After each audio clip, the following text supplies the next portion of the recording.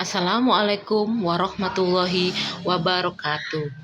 Di pembelajaran kali ini kita akan mempelajari tentang meyakini hari akhir dengan mawas diri. Pengertian dan dalil hari akhir. Hari kiamat disebut juga dengan hari akhir karena tidak ada hari lagi setelah hari tersebut. Dalam Al-Quran disebutkan istilah lain bagi hari akhir yang menunjukkan dasarnya hari tersebut. Nama-nama yang dimaksud bukanlah sinonim karena setiap nama memiliki makna tersendiri. Dalam Al-Quran yang artinya sesungguhnya kiamat itu pasti akan datang, tidak ada keraguan padanya, dan sesungguhnya Allah akan membangkitkan siapapun yang di alam kubur. Jenis-jenis hari kiamat. Para ulama mengkelompokkan kiamat menjadi dua, yaitu kiamat sugra dan kiamat kubra. Apa itu kiamat sugra? Kiamat sugra adalah kiamat kecil. Pada kiamat sugra hanya bagian-bagian tertentu yang mengalami kehancuran. Kiamat sugra atau kiamat kecil merupakan peristiwa berakhirnya kehidupan sebagian makhluk di dunia ini. Kiamat kubra.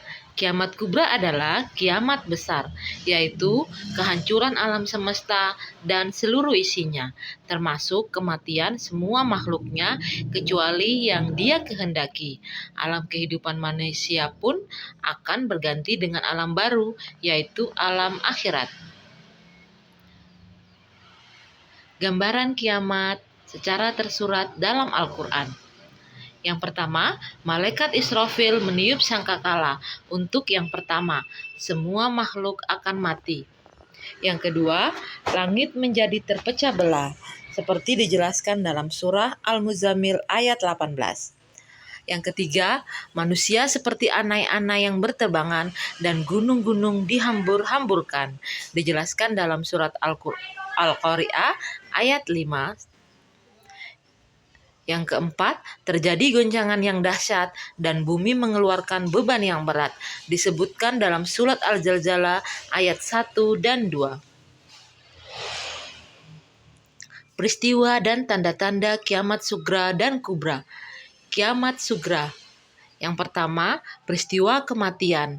Yang kedua, bencana alam. Yang ketiga, maraknya perzinahan. Yang keempat, meningkatnya kejahatan seperti pembunuhan, korupsi, krisis ekonomi, dan meningkatnya pergaulan bebas. Sementara tanda kiamat kubra adalah atau kiamat besar. Yang pertama, munculnya Dajjal. Yang kedua, turunnya Nabi Isa bin Maryam. Yang ketiga, munculnya Imam Mahdi. Yang keempat, keluarnya Yajuj dan Majuj.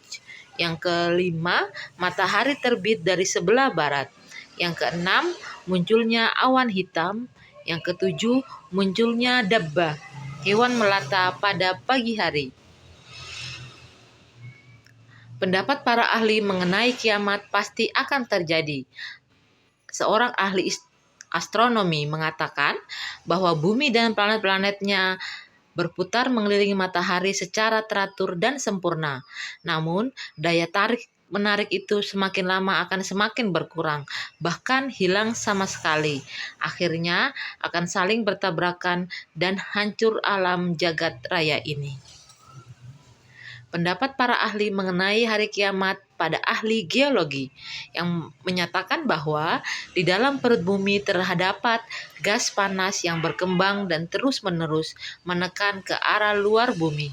Namun, lama-kelamaan gas yang ada semakin melemah sehingga tekanan dari luar semakin kuat, mengakibatkan gas bumi meledak dengan ledakan yang sangat dahsyat dan mengeluarkan isi bumi.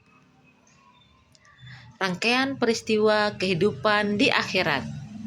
Yang pertama, Yaumul Barzah atau alam kubur yang menjadi batas antara alam dunia dan alam akhirat. Yang kedua, Yaumul Ba'ats adalah hari dibangkitkan semua manusia dari alam kubur, ditandai dengan ditiupnya trompet sangkakala yang kedua.